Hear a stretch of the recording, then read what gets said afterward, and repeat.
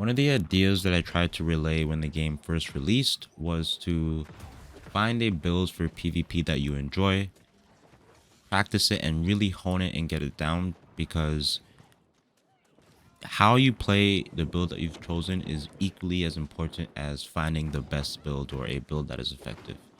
And as the game has gone on and we've gotten two more weapon additions, my opinion is slightly changed from finding a build to finding a main weapon. Now, pretty much since I've started playing back in the beta, I've mained the rapier, but I've also have been trying to find other combinations of weapons to run, because that's generally the way that I like to play MMOs. Is I like to play multiple different builds. But as time has gone on, I've not only not really found another weapon that I enjoy as much as the rapier, but I've just found myself playing all the other weapons that may interest me. I just find that I'm making different variations of rapier builds with them, and I think that's the thing that's going to end up kind of happening as the game goes on. People are going to kind of find the weapon that they enjoy the most, become mains of those weapons, and you can kind of customize or change up how you play said weapon by changing your off weapon. So in my case, I play Fire Staff, the Ice Gauntlet, and now the Blunderbuss. And with each of those weapons, it slightly changes how I play the rapier. But at the end of the day, the core weapon itself is something that I play through all my builds, and is something that I'm very, very confident in. And in combat, it's going to show, because when you get yourself in a situation to where you can't land certain combos, like with the Ice Gauntlet, for example, that's when I find myself kind of falling back onto the things that I know, the fundamentals with the rapier, and being able to win the fight in that way. So yeah, that's the point of the video today. We'll be taking a look at pretty much all the builds that I've been running with my rapier, taking a look at a couple of different fights in OPR, and kind of my thought process going into them. But yeah, first up here, we're going to be taking a look at a fight on the Ice Gauntlet with my rapier, and we're going to have a 1v1 with a spear player, a spear main I should say, because I ran into this player earlier on in the match, and he is very, very good and proficient on the spear.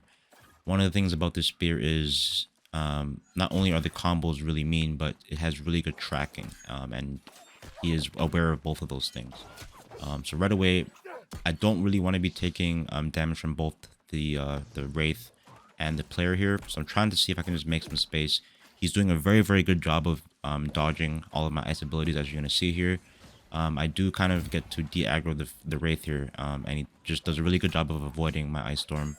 And we're kind of just going to be in a back and forth here to see who can land the first combo. I go in for a poke and roll, he goes in for a poke and roll, and that's kind of how the fight's going to go on here for a bit, until one of us can find an opening. You see I get him quite low here after the wolf goes down, but he does a good job himself of evading and getting that potion back up. But you can see, look at the way he rolls after he attacks me with each light attack. He's very, very efficient with avoiding damage and getting damage in with the spear, which is really, really hard to deal with. But I'm kind of used to his playstyle as from fighting him earlier on the match, so I'm kind of aware of what to look out for. We get a really, really nice stun on the Volt Kick there, but unfortunately I dodged too far away to be able to follow up on him, but I stay super, super aggressive on him. I'm staying right on him with my rapier, and you see we kind of condition him to the fact that we're going to stay on the rapier, and pretty much the only ice ability I land during that entire fight is the one that is worth it, because it's the ice spike that ends up taking the kill. But GG's to the opponent there in a really, really nice fight. But yeah, we've got another fight with the Ice Gauntlet and the rapier. I'm chasing a player after a Baron fight, and it ends up turning into a bit of an outnumbered fight on the point. I'm just trying to watch for as soon as he shoots pretty much any bow attack and time our dodges for that. We are doing a really, really good job so far of pretty much not getting hit by anything, while trying to keep the pressure up here on this player. But he rolls back onto the point. I managed to land a really, really chunky heavy attack out of the Ice Storm, See if I can finish off the kill here. He's still kind of on the back foot and hasn't healed. We catch up, land a light attack into evade, and we finish off the first player there. Switch to the second, land a spike into the stagger, and I'm just going to see if I can capitalize off of that chill debuff. We land a heavy and a flesh, so we do get him really, really low, but he heals, so I just decide to disengage as to not get caught. As soon as we jump right out of the entomb there, we pop down a storm and a spike, land another spike, and again capitalize off of that chill debuff by switching to our rapier. Really, really doing a good job with our movement here to avoid the second player while trying to stick onto this first one.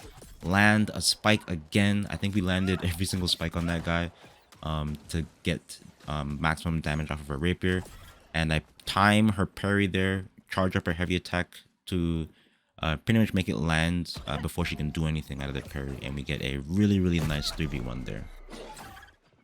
Next up, we have a fight with the blunderbuss here, and probably one of the toughest types of fights you can take. Melees with a healer. And the reason why this fight is so hard to take is because you pretty much get no room to breathe. The melees can be as aggressive on you as they want, and if they make any mistakes, they can pretty much just get topped up by the healer and covered by the second melee. But you see, I'm trying to just see if I can keep spacing and not get caught here by any hard combos while putting in damage where I can. You see, the sword and ward player here is actually quite squishy. Each time we kind of go in for an exchange, I put in quite a bit of damage on her, and her mobility is also making it difficult for the healer to heal. I go in for a claw shot there. We almost get a finish off of one of the players, but they managed to kind of disengage, and then we have two other melees just interface, so we can't capitalize. But again, just trying to see if I can just keep moving here, jumping around. You see, they're all sticking right onto me, so it's a really, really tough fight. So at this point, I'm trying to just see if I can pull one or two of them away from the healer, and we kind of do that for a moment here.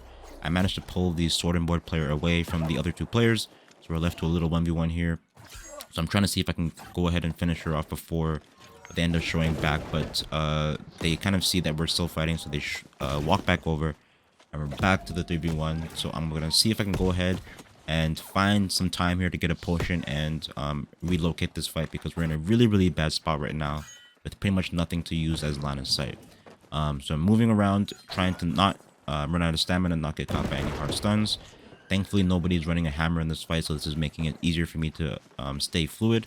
But we get caught by a void stun there, using evade and roll to not get hit by anything during the duration of that.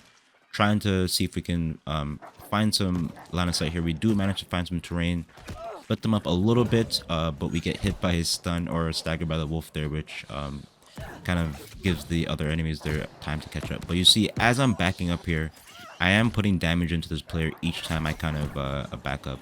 We get a really, really chunky backstab into her there. But again, this is kind of more of a fight of time and trying to see if we can get the other players to kind of get bored of the fight and back out, because that's really going to be the only way you win a fight like this. Still on the back foot, pretty much half health or lower the entire fight.